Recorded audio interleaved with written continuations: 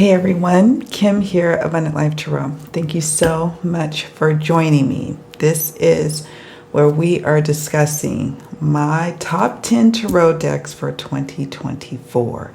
These were the decks I grabbed, got to know a bit better this year. I used them in client readings or readings for myself and really spend some time with them and build a little bit of a connection. And I'm excited to share with you what those decks are.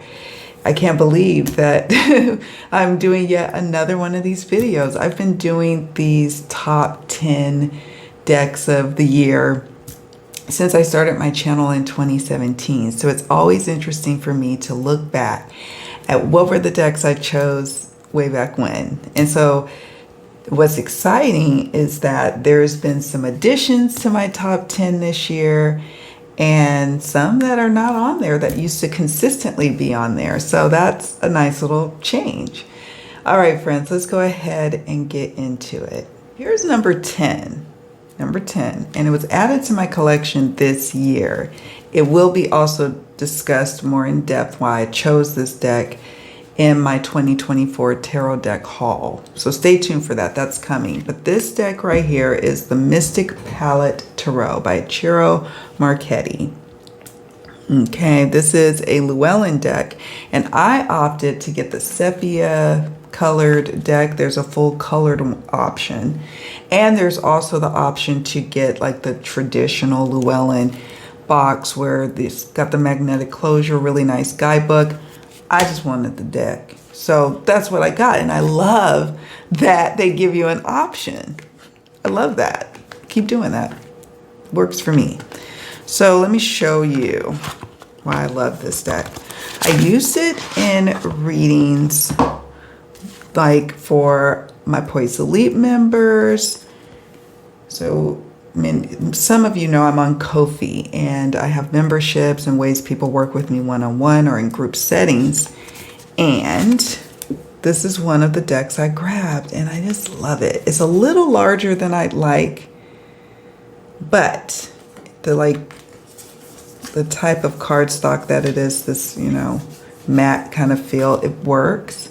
And it's not too big where I can't shuffle it or riffle shuffle it. So that's good. I love it. I love working with it. I love doing readings with, for the collective with it when I'm called to do a reading for the collective. I have used it in client readings and it yielded beautiful results, but I think it shined more so when I was using it for readings for the collective or readings for others, not necessarily clients, but like members or subscribers, things of that nature. So I really, really enjoy this deck. And I'm hoping that in 2025, I get to know it a bit better. I do have a full flip through, so I will link that in the description box. If I do have a flip through of one of the decks mentioned in this video, it will be down in the description box, the link, right? Let's go through a couple of more cards and we'll move on. Because I got a lot of decks to show you. We have 9 more to show, and this is number 10. I think this is the first deck I got in 2024, so it will be in my 2024 tarot deck haul video. I love that. Oh, I love that.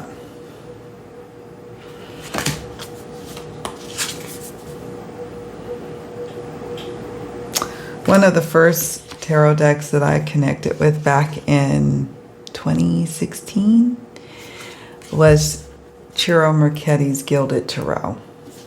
Surprisingly enough, it's not really my bag now, aesthetically, but I just connected with it. I don't know, it just worked. The readings made sense. It was one of those moments where it clicked. When you are moving from novice reader to understanding and like piecing it together and having aha moments, that was that deck. So I felt like, oh, I'm coming home, doing a coming home situation. I love it. I love As I'm going through these cards, I'm like, oh my goodness, I think I need to spend a little more time with you. So yeah, that's the Mystic Palette Tarot. And I'm on my list, and it's been a constant over the years on my top 10 tarot decks of the year videos, okay? And I love it. And I was like, did I use it a lot this year? And I had to look at my monthly spreadsheets. I keep track of all the decks I use each month to get a pulse on which ones I'm using the most or what have you. And so it did show up a few times, warranting its position as number 9. All right, so here it is. It is This Might Hurt, the This Might Hurt Tarot deck by Isabella Rotman. This is the first edition, and it's the indie version. I do not have the mass market, but I'm completely okay with that. Here's the box. And this is like coming home to me. And I now have a bit of nostalgia with working with this deck because I worked with it a lot when I lived in California, in Sacramento area. And I formed bonds there. It was like when I was really getting into reading for clients, and this was the deck that I followed the process as it was being created, and that's always a joy to watch when a creator opens the door and allows us in to watch the process. So I had that connection with it, and so I never felt called to get the mass market, because I just really enjoy using this for this edition. So it's got this little guidebook. From what I understand, this the guidebook in the mass market might be even a little bit better. I don't know, based on what I've seen in videos, but I could be wrong. My gilding is worn, not terribly, but I've had this for many years. Let me see. Does it say when it came out? I don't know if it did. Yeah, 2019. Yeah, so it's been a while. Let's look at some of the cards.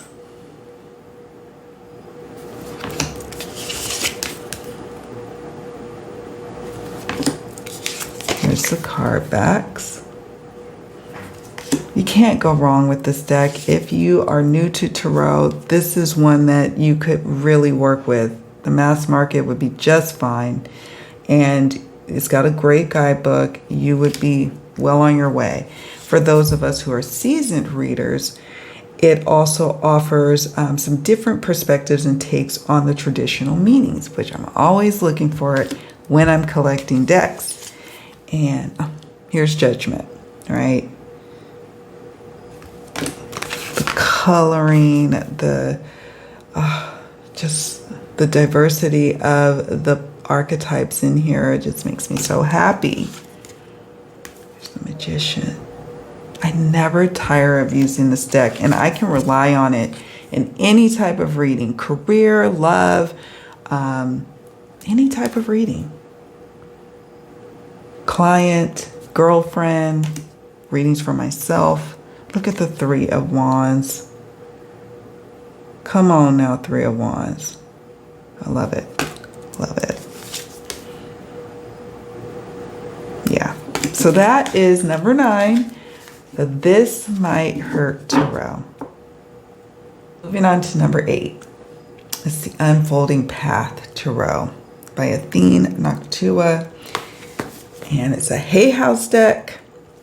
I don't think I ever did a flip through of this one. Sorry.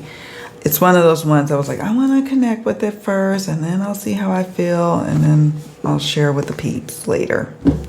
And here we are. It's later. I think I got this one a year or so ago. I really like it. I really, really like this deck. I used it for client readings, mostly, and then there was a few times I did like collective readings for my membership on Ko-fi. And I've been kicking around the idea of having some membership tiers here on YouTube, and more to come on that. Let me share with you why I love this deck. So it is Hay House, and so it has a cute little guidebook. Again, this is one where whether you're new or intermediate, you can work your way around with it. Obviously, if you're an advanced reader, this would be just fine as an addition because, I don't know, the artwork is stunning.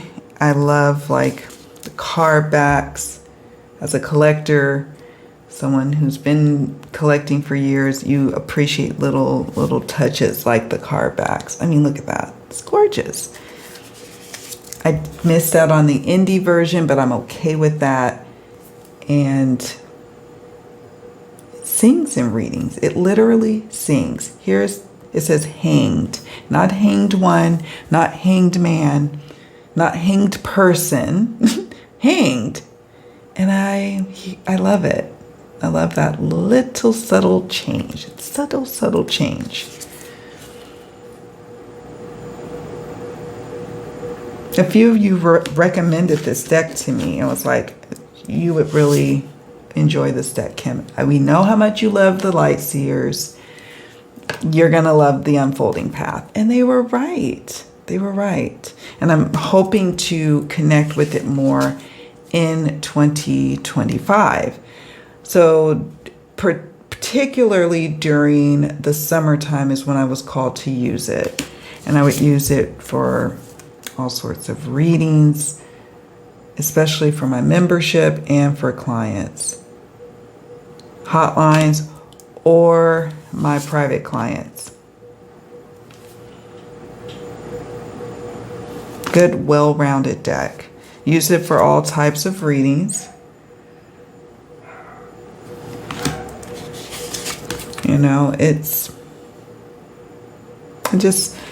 was very easy to connect with. It wasn't like one of those decks that are kind of like a stubborn challenge and you're like the one who's like, God, this deck is playing hard to get, but I'm going to pursue it anyway. It's not that energy for me at all. It's like, no, we are engaging in this, collaborative situation. Let's do it. That's the energy I get from the Unfolding Path Tarot. And I love it for that. You know them hard to get decks where you're like, really? Okay. All right. I see you want to be a challenge. So that is the Unfolding Path Tarot. Number 7 is the Curious Travels Tarot deck. This one right here. I won't gush too much about it because I've been talking a lot about it. Y'all know when I get on a deck and I love it, I really love on it. I'm the same way with food. I have had a favorite ice cream flavor since I was a little girl, and it ain't never changed, and it is what it is. I can be that way about decks too. And I think I found a beautiful little connection with this one. This is the indie version. And I will be talking a lot more about why I got this deck in the haul video I plan to do, my 2024 tarot haul. So stay tuned for that. And it may have to be a live stream. I'm thinking, we'll see. We'll see. But I do not regret getting the indie version because it's available. I think it's still available versus the mass market on US Games.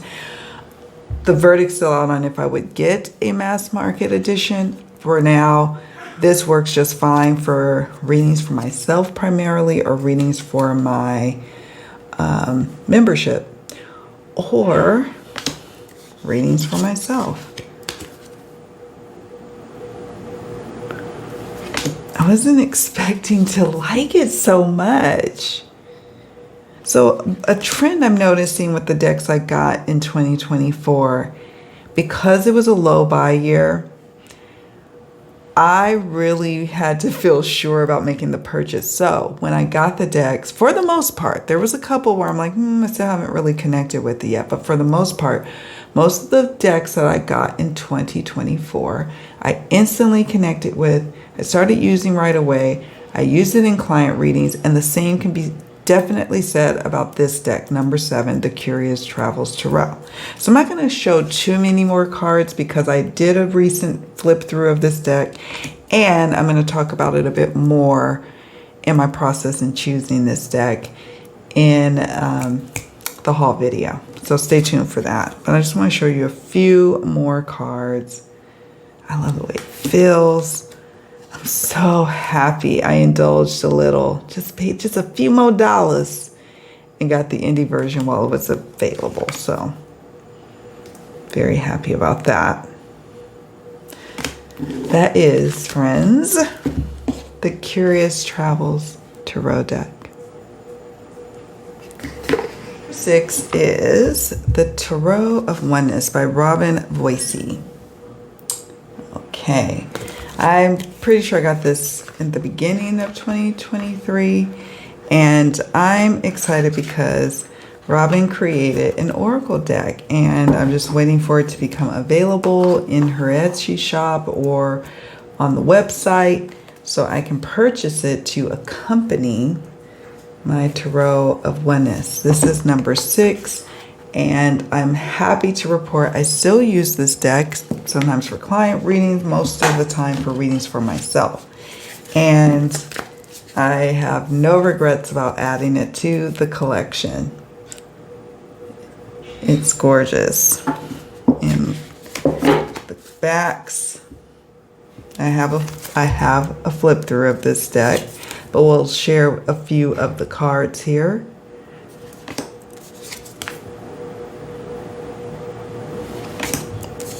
Stunning artwork.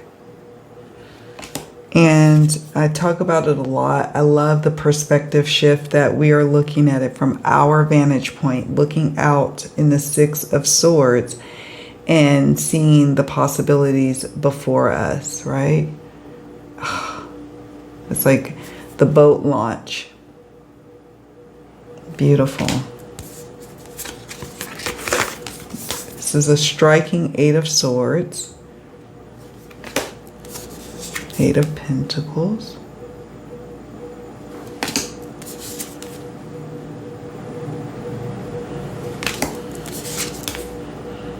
So it's one of those decks I'm very happy I added to my collection. And if you want to see more of this deck, check out the full flip through that I have in the video link down below. There's 7 of Wands. Yes. And that, my friends, is the Tarot of Oneness for number 6. So number 5 is the Gulluh Low Country Tarot. All right, it's this one. And wow, this is, full disclaimer, an AI generated deck, but what drew me to it was the execution of it, that there was some variation that makes it an individualized project. And then we have the 5 of Swords, and then the keywords accompany it, and it reads really well. I mean, that's what I have to say about it. It reads really well. And, you know, I know people have their opinions, and I'm okay with hearing people's opinions because we learn and grow by hearing what other people have to say. But I have to tell you, this deck does read well. I do enjoy reading it, you know, during client readings for myself, but I find that it works really well with client readings. And some people may be put off by the keywords. I don't mind them. Even if it's a keyword that is not on here, I just say, as a reader, what I'm interpreting. It doesn't necessarily have to be on the card, right?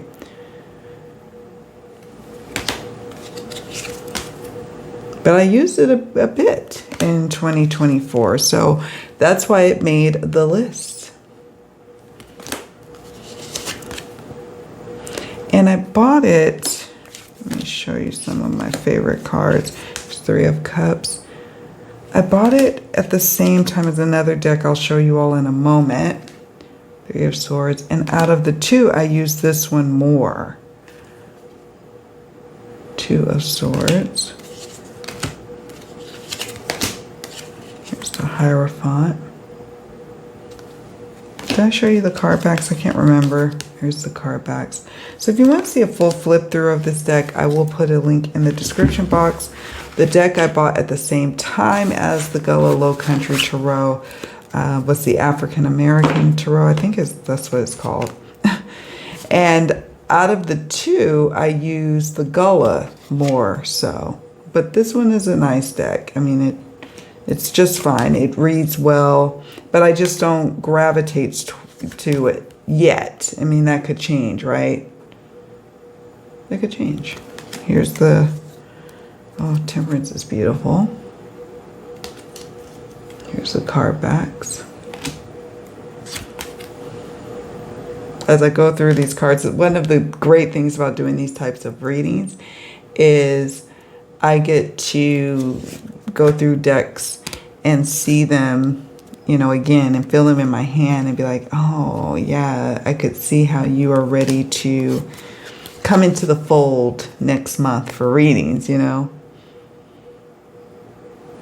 That's the High Priestess. There's 7 of Coins. So yeah, I'm sharing with you this deck because I bought these two at the same time, but the reason why the Gulluh Low Country Tarot is in the number 5 position is because I used it quite a bit in readings this year. So, but yeah, bought these two at the same time. All right, number 4. Number 4 is the New Era Elements Tarot by Eleanor F. Piper, PhD. It's a U.S. game systems deck. And those of you who watch my Mystery Mystic readings will see that this is one that I consistently go to time and time again for those readings, for the tarot part. I do multiple parts in the readings I do for a particular case or circumstance or situation. And when I'm called to use tarot, this is the one I grab. Now, there was once upon a time I used this deck in readings on the channel many years ago, in client readings even though there's some affronting, triggering cards in the deck, I still use them. I use this deck or have the cards pop up and it was fine. But now it seems to rest like comfortably in my Mysterious Circumstance readings. And again, you know, decks can over time, you know, you can use them for other types of readings. But for now, this is how I use this deck and it works wonderfully and I can consistently lean on it. Here is the 10 of Air.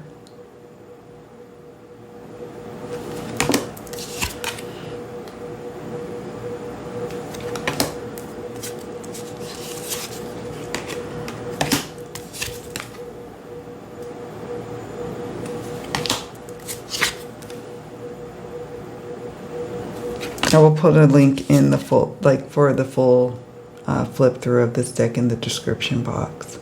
This is the Death card. And if you ever want to see me working with it, if you see in the playlist for Mystery Mystic Mondays readings, and it says tarot readings in the later years, like the last couple of years, probably I'd say at least the last year or so of those readings, you will see that I've been working with this deck. I have other decks that I use for that purpose, but I noticed that I gravitate towards this deck. This is the one I'm always called to use. It speaks to me in a way that other decks just can't when I'm doing those types of readings, you know? And it comes with a great little guidebook. You know, I got to do a little shout out, US Games, you know, and I love the small box, small little footprint on your shelf. It's US Games. So yeah, that is the New Era Elements. And in terms of like newbies using it, you can, but because it's an elemental deck, you might find it a little challenging because of the keywords changes and that you have to refer to the guidebook until you feel comfortable about the elements of working with an elemental deck, right? So, but it's not impossible. I'm not saying that to deter you, but it's just something to consider with this deck. You're not going to get your traditional Rider-Waite-Smith minors and courts in this deck. All right, that's the New Era Elements Tarot. Now we're at number 3, and that goes to a very, very new to my collection deck. When Women Had Wings Tarot deck, written by Angie Sullins, artwork by Jenna Della Grataglia. And it too is a US Game Systems deck. I just got it maybe a couple of weeks ago, so you'd probably be like, well, how did that make the list? It's that good to me. The guidebook, I didn't do the guidebook justice in the unboxing video that I did for this deck. It actually packs a lot, and I can see myself keeping that as just a reference guide on my shelf. I have a section on my bookshelf of guidebook, my favorite guidebooks from different decks, or just favorite guidebooks, period. They may not be associated with a tarot deck, and this would be one that would be in that spot, that coveted spot, because it's very small, the area. Look at that. I won't go too much into it because A, I did an unboxing recently, and B, it will be a part of my haul video. But oh my goodness, I've been keeping my eye on it for a while when US Games first mentioned that they would be releasing this deck, and something just drew me to it. Something drew me to this deck. Look how chunky it is. Oh my goodness. I'm telling you, I'm not going to be able to spend a lot of time on the guidebook, but it is just something to behold. It's something different. I'm not missing that it's not having spreads in it, because it has something extra special in it instead. And I'm not going to go into all of that now, but love the guidebook.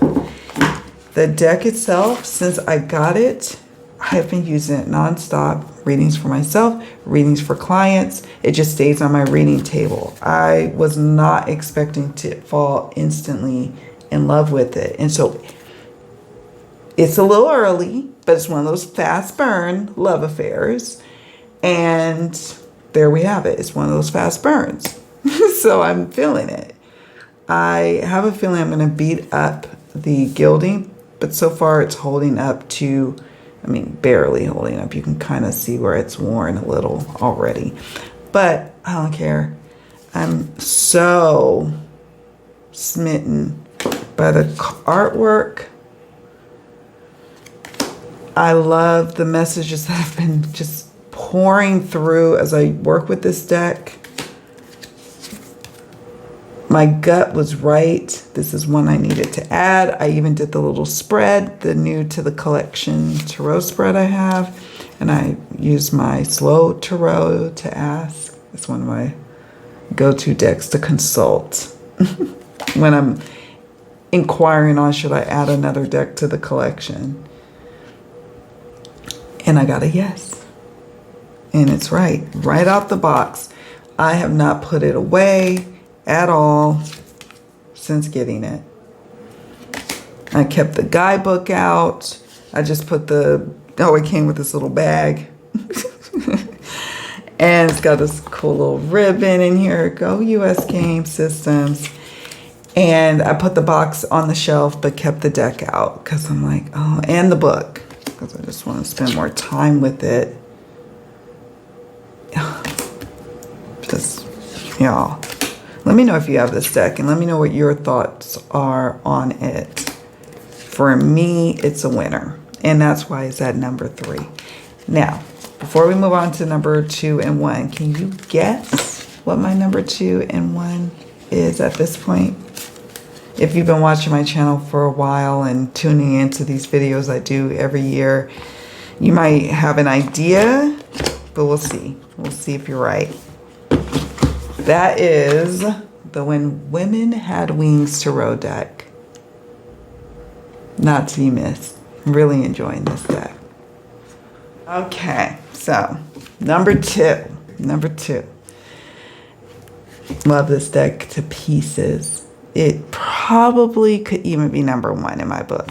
But, you know, there only can be one number 1, right? This is Superlunaris.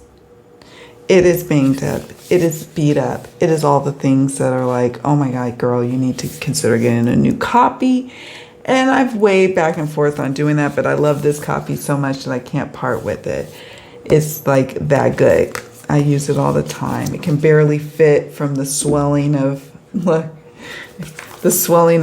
multiple uses and humidity and all the things. It just has this little booklet for the meanings. And I believe it's first edition. I believe it's a 78 card deck.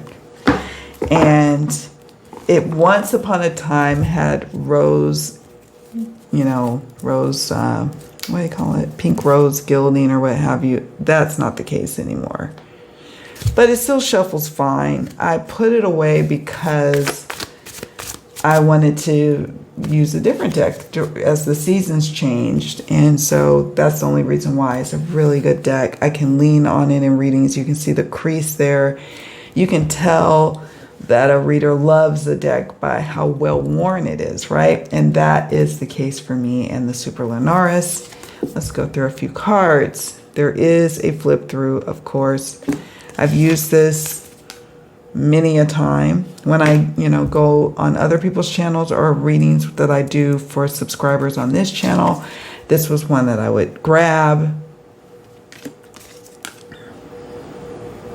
I feel very at home with it.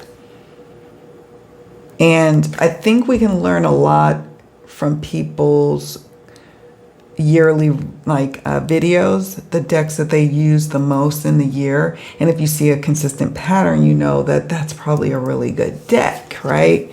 This would be one that's shown up time and time again on my top 10 tarot deck of the year list. And it's for a reason. My querents say, wow, the messages just make sense to me. I love the artwork. I get what's coming through. Like they can see it in themselves when they see the pictures of the cards, or if we're doing a face-to-face reading, they can feel it. It really is one that I love. And so I think because I love this edition, this deck so much, I'm afraid to get a new one and wonder if I would have the same magic that I have with this one. And it's not all the way worn yet that I can't use it, but it's getting there. It's getting there. I'm a professional reader. I read 5 to 6 days a week. So this was one that I was constantly leaning on. So it makes sense that it's worn, right? And I love the Empress in this edition. It's just so beautiful. So beautiful and opulent and regal and gorgeous. So yeah, I love this deck so much. I love it. Eventually I probably will have to get a backup copy, and it's not a big deal, but it is a big deal because I don't want to lose the magic with this one. You know what I'm saying? Y'all know what I'm saying? So that is the amazing Superlunaris Tarot. Number 1. Thank y'all for hanging in there. What do you think is number 1? Well, I can't wait to share it with you. It is The Slow Tarot by Lacey Bryant.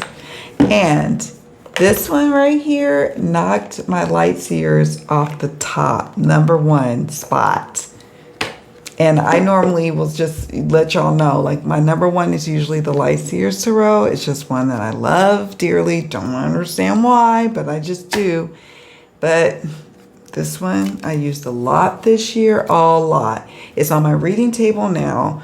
And when Women Had Wings Tarot came a couple of weeks ago, or a week, I don't know how long it's been now. This has been the deck that's been on my table since, I want to say, maybe September, October-ish. It was like autumn, because I think of like late summer, early autumn, and going into early part of winter of using this deck. So that's when I like to use it every year. But oh my gosh, I love it. I absolutely love it. I treasure it. I'm so happy to see that it's currently in print. I don't know how long that's going to be because it goes out of print. It is indie produced. I have my little, what is it? Certificate of Authenticity, first edition Tarot Deck and Guidebook, published April 30th, 2019 by Modern Eden Gallery. And I was backer 553.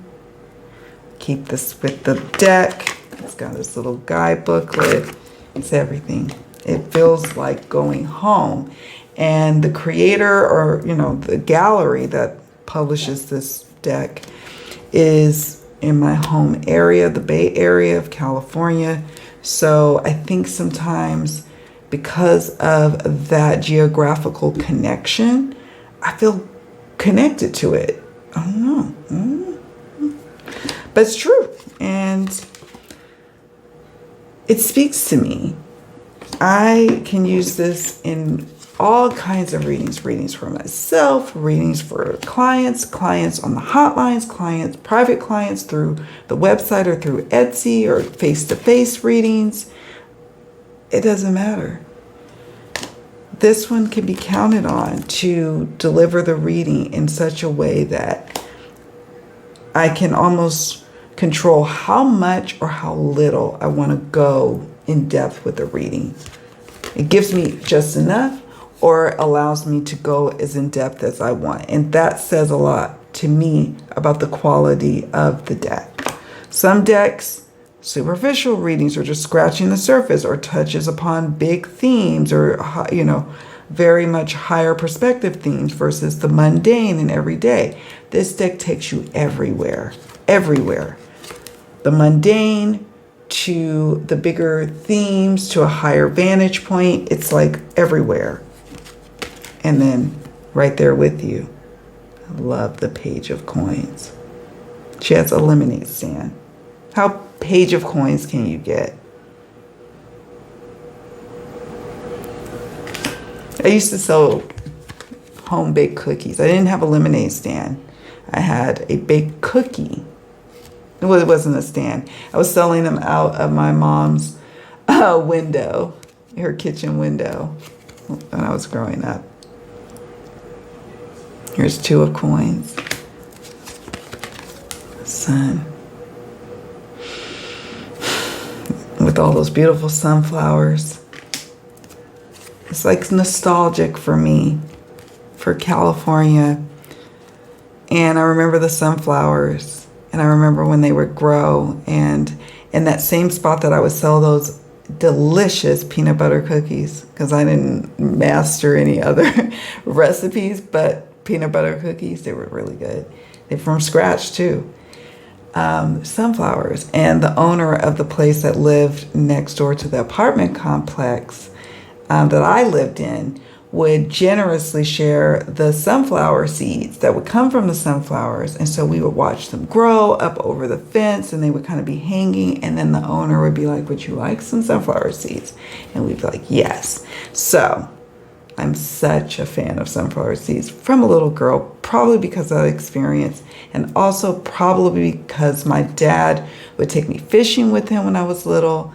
And he would choose sunflower seeds as well. But he would get like the ones from the store. So there you have it. My connection with sunflowers and sunflower seeds. This is traditionally justice, but it's been changed to balance. Seven of Wands. This is fine art, friends. Fine art. So if you're like, I don't want AI-generated art, I want real art. This is a real art deck. And it just delivers. And because of that, that is why it's in the #1 spot. And yes, I use it for all readings, including my mysterious circumstance readings. It speaks to me. We all have those decks, right? What deck speaks to you? What deck spoke to you in 2024? What were your favorite tarot decks that you used in 2024? Don't forget to share with me in the comment section, because I can't wait to hear from you. This is my favorite time of year because we get to share about such things, right? That's the Five of Wands. So that is my number one. Are you all surprised? Normally it was the Light Seers, but now it's the Slow Tarot, at least for 2024. We'll see what happens in 2025.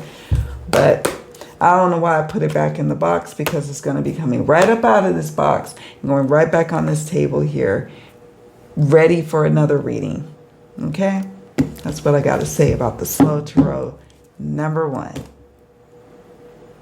And there you have it, folks. That's my top 10 tarot decks for 2024 that I was using, loving, and it's backed by data. It's backed by me tracking my usage of my decks throughout the months, and this is what it came up with, and I wholeheartedly agree with the data.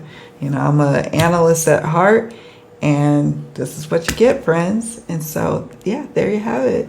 I want to hear from you in the comments section, so please don't forget to let me know what your favorite decks were for this year that you used. And yeah, I can't wait to hear from you. Do me a favor on your way out. Please hit the like button and subscribe to the channel if you haven't done so already.